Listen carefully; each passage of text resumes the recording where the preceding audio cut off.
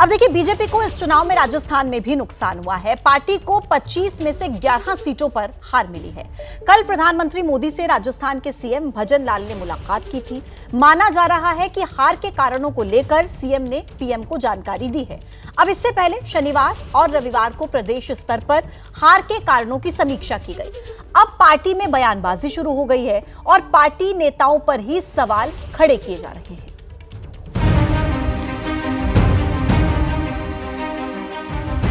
सोमवार को दिल्ली में राजस्थान के सीएम भजन लाल शर्मा ने पीएम मोदी से मुलाकात की। ये तस्वीरें उसी मुलाकात की हैं। जयपुर के पॉलिटिकल कॉरिडोर में चर्चा है कि इस मुलाकात में सीएम ने पीएम को राजस्थान के चुनाव नतीजों की जानकारी दी है। वैसे भी चुनाव नतीजों के बाद मोदी और भजन लाल शर्मा की ये पहली 1-to-1 मुलाकात हुई है। कल जब दिल्ली में ये मुलाकात हो रही थी, उस वक्त राजस्थान के बीकानेर में बीजेपी नेता और कभी वसुंधरा राजे के करीबी रहे देवी सिंह भाटी हार के कारण गिना रहे थे। देखिए, राजस्थान में एक वर्ष पूर्व ये सबकी भावना थी कि शायद 25 सीटें एमपी चुनाव में आएगी और तीसरी बार ये रिकॉर्ड बनेगा। लेकिन हमारे राजेंद्र राठौड़ मियां ने ये ऐसी गोटियां खेली वहां प्रदेश के अंदर और वहां केंद्र में जाके उसके बाद में ऐसा नक्शा बिगड़ा कि जाट तो कोई बीजेपी के साथ जो समर्थक थे पूरे कट्टर, वो भी नहीं रहे। बहुत बड़ा नुकसान इससे हुआ। पहली बार राजस्थान में मिली हार पर पार्टी के अंदर से किसी ने खुलेआम आवाज उठाई है और ठीकरा फोड़ा है राजपूत नेता राजेंद्र राठौड़ पर, जो खुद पिछले साल विधानसभा चुनाव हार गए थे।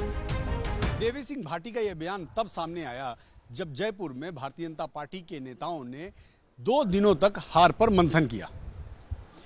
राज्य के नेताओं ने नेशनल लीडर्स के साथ मिलकर यह मीटिंग की और करीब 14 घंटे तक शनिवार और रविवार को यह बैठक हुई।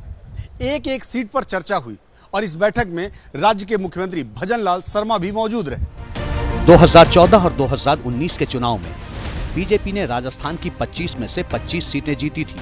इस बार बीजेपी को 14 और इंडिया गठबंधन को 11 सीटों पर जीत मिली। जिन 11 सीटों पर राजस्थान में बीजेपी हारी, उन इलाकों में विधानसभा चुनाव के दौरान भी पार्टी को भारी नुकसान हुआ था। बावजूद इसके लोकसभा चुनाव की तैयारियों को लेकर यहां खास मेहनत नहीं की गई। मुख्यमंत्री भजन लाल शर्मा जिस भरतपुर के रहने वाले हैं, पार्टी वहां भी चुनाव हार गई। राज्य के मंत्री झाबर सिंह खर्रा हार को लेकर क्या कह रहे हैं, उनको भी जान लीजिए। व्यक्ति को सामान्य सर्दी जुकाम होता है और समय रहते अगर उसका इलाज नहीं हो तो वो बुखार बनता है, बुखार से निमोनिया बनता है और निमोनिया से टाइफाइड बनता है, फिर उसके बाद एक के बाद कई अंग खराब होते चले जाते हैं। इसी तरह से हमारे एक नहीं बहुत से कारण थे जिनको हम समय पर विपक्ष द्वारा जो भ्रम फैलाया गया आम मतदाता के बीच, उस भ्रम को दूर नहीं कर पाए और उसकी वजह से ये सारा परिणाम आया।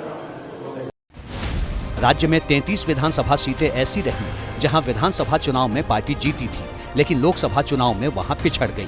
इनमें प्रदेश के 4 मंत्रियों की विधानसभा सीटें ऐसी थी जहां बीजेपी विरोधी उम्मीदवारों से पीछे रही। हालांकि दूसरा फैक्ट ये भी है कि जिन 25 सीटों पर विधानसभा चुनाव में बीजेपी हारी थी, वहां लोकसभा चुनाव में उसे बढ़त मिली।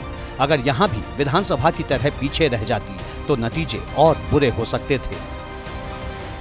सूत्रों की माने तो पार्टी के नेताओं ने हार के कारणों को लेकर जो जानकारी दी है, उसमें एक बड़ी बात यह है कि वे हवा का रुख भांपने में कामयाब नहीं रहे। इसके अलावा ओवर कॉन्फिडेंस भी एक बड़ी वजह रही। आरक्षण को लेकर के कांग्रेस ने जो भ्रम फैलाया, पार्टी उसका काट नहीं निकाल पाई और इस सब के साथ साथ हारे हुए उम्मीदवारों ने स्थानीय नेताओं के असहयोग की भी शिकायत की है।